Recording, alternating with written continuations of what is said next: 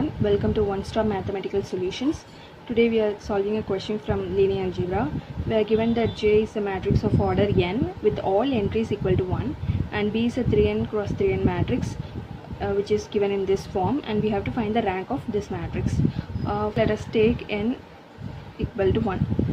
Then the matrix J is, so it is a matrix with just one entry. So now the B will look like 0 0 1 0 1 0, sorry 1 0 0. So it is a 3 by 3 matrix now.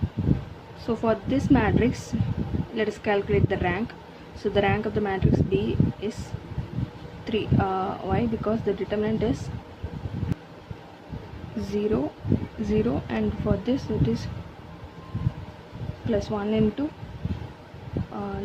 this cofactor, that is 0 minus 1. So the determinant is minus 1, which is not equal to 0, which means the rank is 3. So for n equal to 1, we got the rank as 3. So I'm going to apply n equal to 1 in the option. So I'm getting a 2 here, and here it is 3 minus 1, which is 2. Here it is already 2 and 3. So, but our answer matches with the fourth option, so this is the correct one. The second question we are solving is we are given a set of functions and we have to choose whether it forms a vector space or not. For this we have to check the conditions for a subspace, because every subspace is itself a vector space. So the condition for subspace is, if we take two elements uv from the set, then alpha u plus beta v, the linear combination, will also belong to the set for all alpha beta belong to the V. So I'm going to check whether this is true for all the three cases. So first I am taking two elements from S1. So let F1 F2 belong to S1. Then this implies that limit of x tends to 3, f1 of x equal to 0, and limit of x tends to 3, f2 of x is also 0. Now alpha f1 plus beta f2 of x, we have to check whether alpha f1 plus beta f2 also belongs to S1, which means that we have to check whether limit of this alpha f1 plus beta f2 is equal to 0, then only it will belong to S1. So I'm checking the limit. This is equal to alpha into limit of f1 plus beta into limit of f2.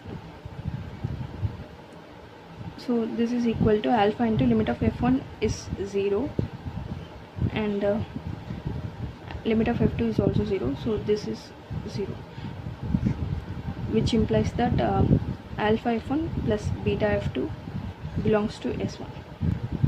So S1 is a vector space. Now let us check for S3. I'm taking two elements h1 h2 from S3. So this implies that limit x tends to 3, h1 of x exists, and limit x tends to 3, h2 of x exists.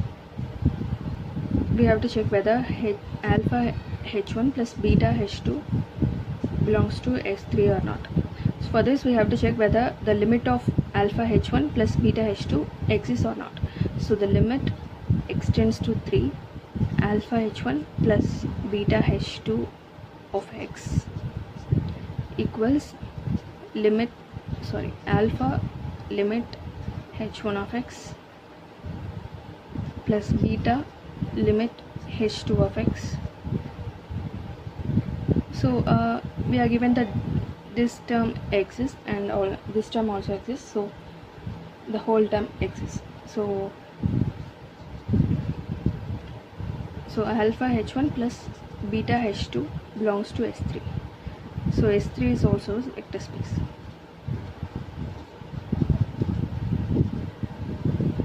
Now we have to check whether S2 is a vector space or not, but we can clearly say that it is not a vector space because the 0 element will not belong to this set S2.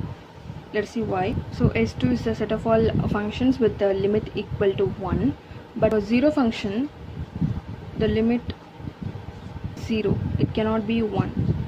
So 0 function doesn't belong to S2, which implies that S2 is not a vector space,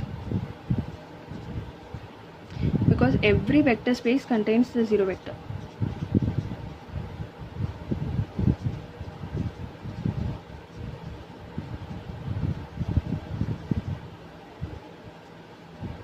But here the 0 function is not in the set, so it's not a vector space.